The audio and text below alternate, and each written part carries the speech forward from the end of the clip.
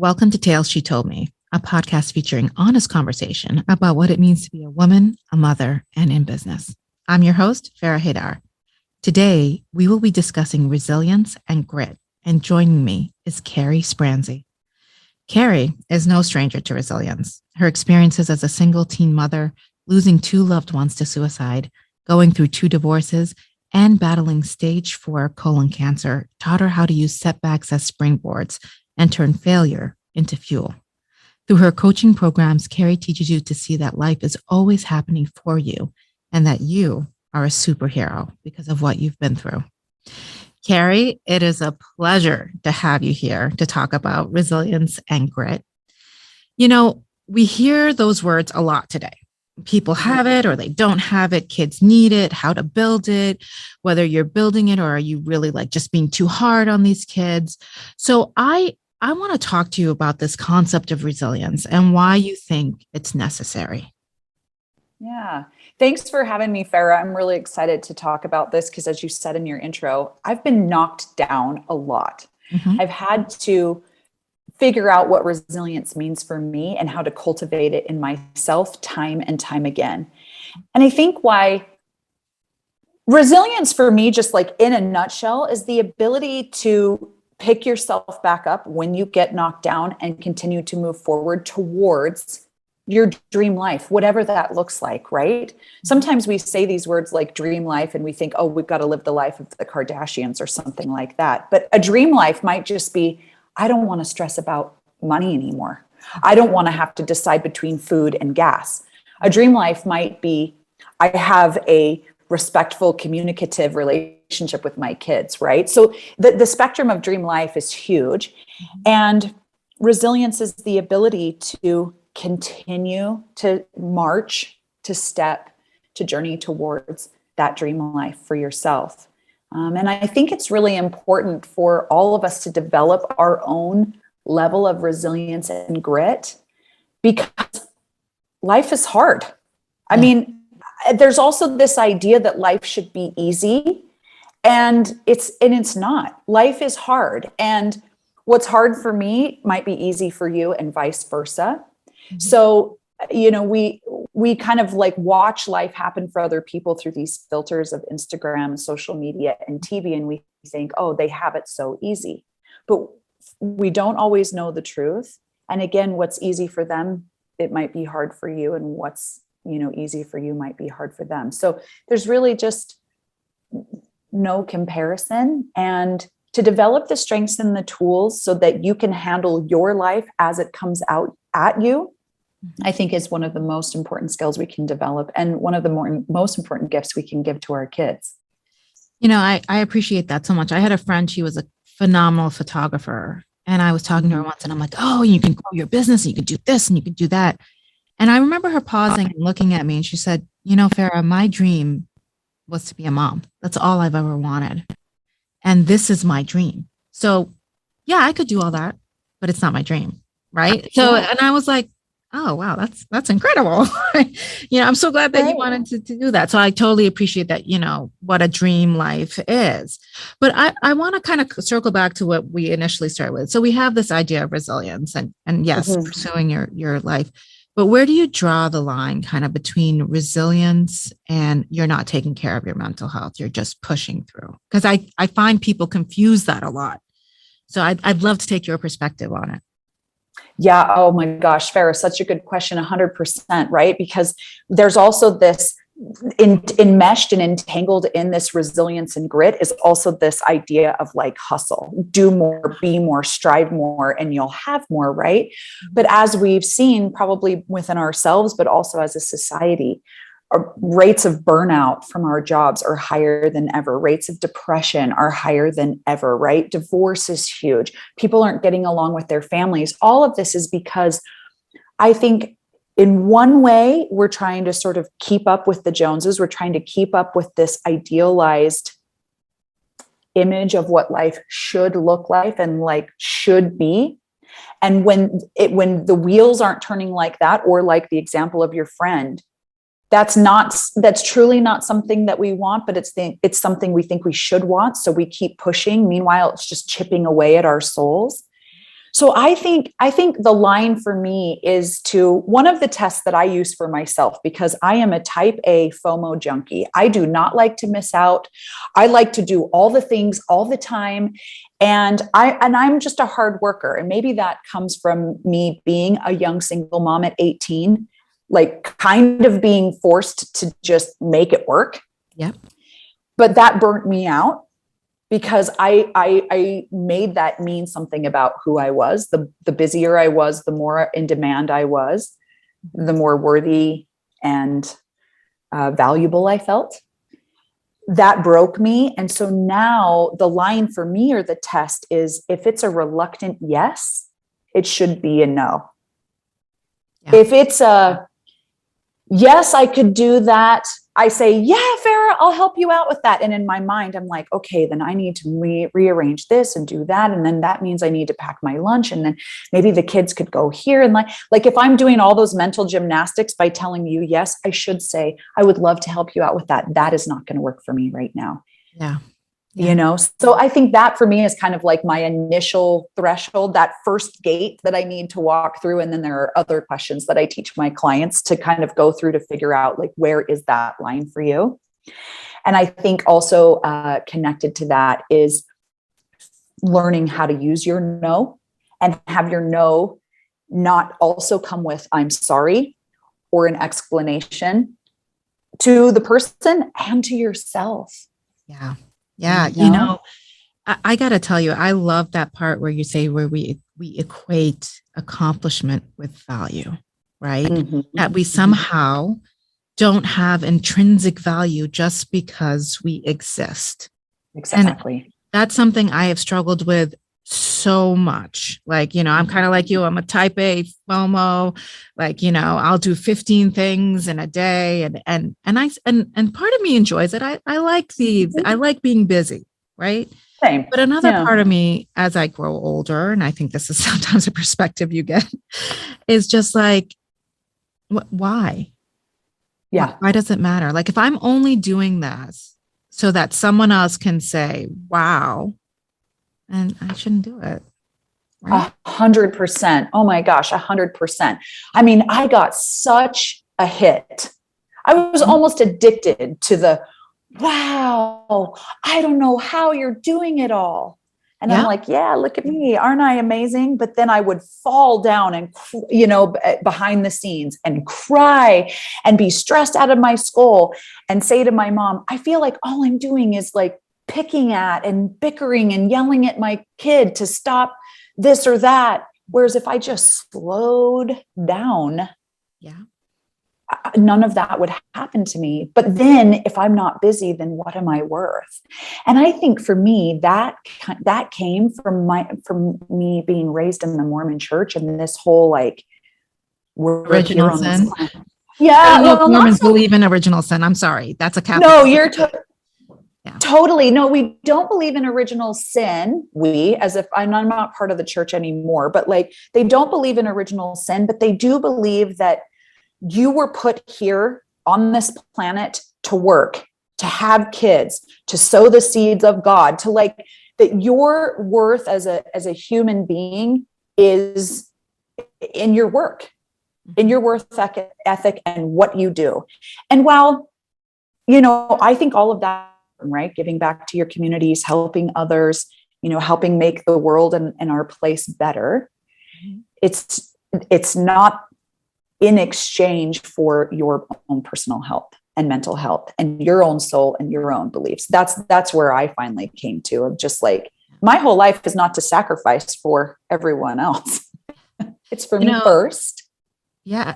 And I think as a woman, you know, kind of like I used to say to people, every idea I have of womanhood is buried in my own sacrifice. Is totally hinged on my own sacrifice. If you want to be a good mother, you're going to sacrifice your time and your body and your sometimes sanity for your kids. And if you want to be a good wife, you serve and take care of that person. And if you want to be a good daughter, then you serve your parents. And if you want to be, it's all around service and sacrifice. And it's so funny because I'm Muslim. So we don't believe in an original sin. That's, Adam and Eve fell and that was their punishment and it was over. And, kids are Amen. born innocent, right? Unlike, in certain Christianities where kids are born with sin already attached to them. Right. So, but still that idea that I need to perform to have value exists. And it's such a toxic idea. And I see so many women that are just like, they're checking the boxes, right? Like, but do you really need to? So tell me what beliefs you think. So we're going to transition a little bit here. Tell me what beliefs you think are key to having resilience. I think first and foremost, I think you're so right in what you just said about how for almost from the moment of birth, we are set up and told you are born a sinner. And now you, from this point forward, need to prove your worth, your worthiness of joy and happiness and all of these things. Right. So I think the number one belief for resilience is that you are worthy of joy and happiness, full stop. Yep. You are worthy of joy and happiness. That's it. And when you can believe that, then I think you can start to detach the hard, crappy things that happen to us in life as something you deserved, yes, as something that you earned, as something that goes on the accounting sheet of your life. Yeah. Like demerits and tick marks and that type of thing. It's like, no, you are worthy of joy and happiness. That's it. Yeah. And life happens. And the two are not connected. There are consequences to actions, right? Like, of course. Yeah. Consequences for actions. But that doesn't mean that you aren't worthy, that you're a horrible person, right? That you don't deserve forgiveness and love and compassion and all of those kinds of things. It's just you made a decision and that decision has consequences. That's it. There's no more entanglement with that. It's so funny because somebody was saying to me the other day, or maybe I was listening to a podcast. I don't know. I listen to a lot of things, but, they were saying like everyone, when something bad happens, they go, why me? I must have done something to deserve it. Instead of just saying, why not me? Life can be crappy to anybody and that's okay. And it has nothing to do with my worth as a person. And when you see it like that, it just be like, for some reason, I don't know, for me, that idea made resilience that much easier. It's like, it's not about me. It's just something crappy that happened and we're just going to deal with it and it's going to be okay. Right. Like, and maybe I think that people, because they associate it with their worth, maybe they say, oh, well, this proves I'm a bad person. And that proves that I'm never going to have joy and happiness again.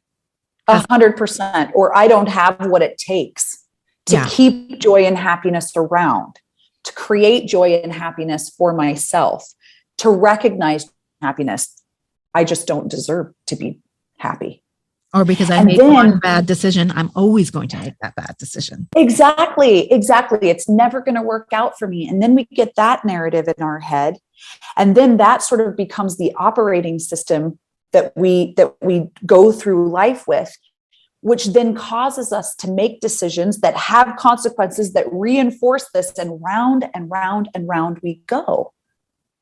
And, even in you at the beginning, you kind of read through my rap sheet, if you will, my bio and the things that I've been through. And listen, I don't mean to sound to you or to the listeners that like, I don't get down. I don't get angry. I don't get discouraged. I do. When stage 4 colon cancer hit me, I was like, you gotta be kidding me. I think I even said like, why me? I have been working so hard to take care of myself. And now this, I was pissed. I was really mad. But then it was like, okay, I think, I one of my core beliefs is that we have two options in life. That's it. We can change or we can accept. That's it. Now, that doesn't mean that we have to accept it forever. And it also doesn't mean that it's okay. But I had to get to a point where I was like, okay, like I hate it, but cancer is happening. I accept it. So the minute I accepted it, then I could say, okay, what aspects of this do I have control over? Not a whole lot, to be honest. I do have control over how I'm going to feel, how I'm going to behave, how I'm going to react to those feelings. So if I'm battling this, every day I'm going to make a point to notice the things in my life I'm grateful for. I'm going to spend time with the people in my life that I love. I am going to consciously look for, I call the glittery bits, the little spulls that happen in and amongst all the crap that's going on, because they are always there. Sometimes it can be really hard to see. And stage 4 colon cancer, sometimes my thing I was grateful for was indoor plumbing. Like, thank goodness I have indoor plumbing, because if I didn't, this would be a much more challenging and messier situation, right? So like, it can just be small things, but there's always something good in your life. Do you have a new belief that you've adopted recently that has helped you? A new belief that I've adopted recently. I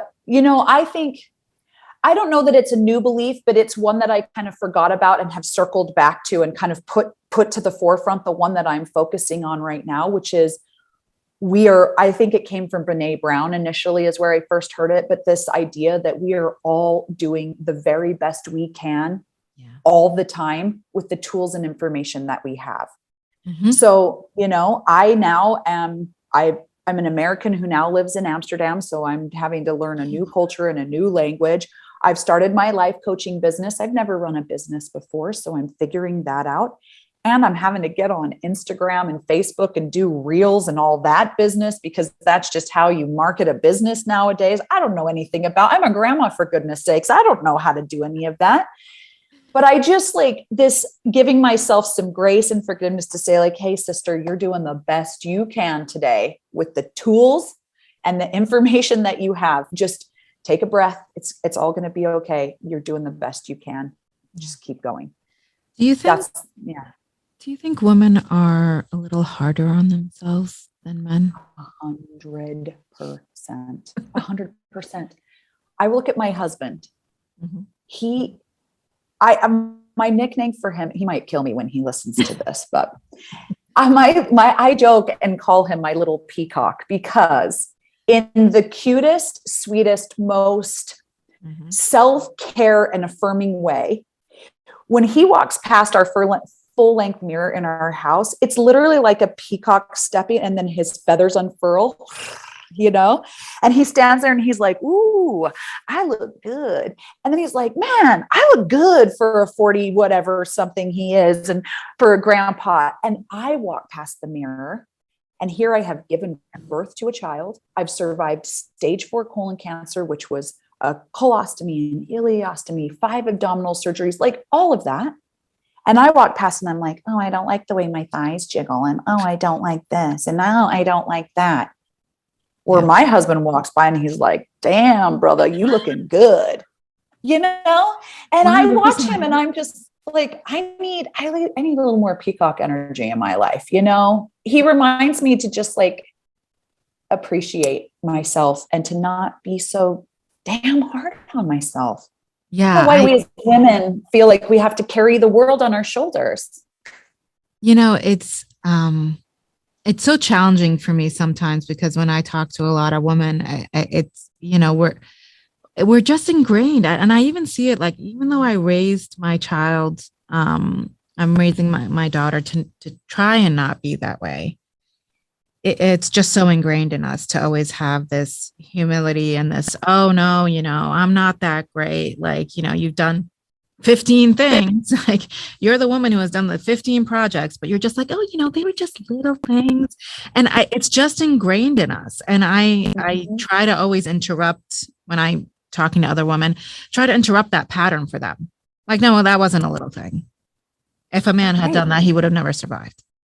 Exactly. And then I just go quiet and they kind of like look at me like, and this almost fear comes on them. Like owning it means something they're not ready to do yet. And it's very interesting and honestly a little sad.